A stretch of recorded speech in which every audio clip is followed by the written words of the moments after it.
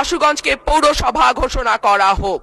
Speaker, আমার নির্বাচনী এলাকা ব্রাহ্মণবাড়িয়া ২ এর অন্তর্গত আশুগঞ্জ উপজেলা দেশের অন্যতম গুরুত্বপূর্ণ শিল্প, জ্বালানি এবং বাণিজ্য কেন্দ্র হিসেবে প্রতিষ্ঠিত।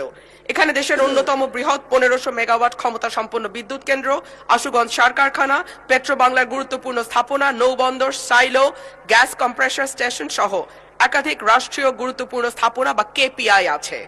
পাশাপাশি ৪ শতাধিক চাতাল কল, auto rice mill, dryer industry, প্রায় ৪০টি বাণিজ্যিক ব্যাংকের কার্যক্রম আশুগঞ্জকে জাতীয় অর্থনীতির একটি শক্তিশালী কেন্দ্রবিন্দুতে পরিণত করেছে।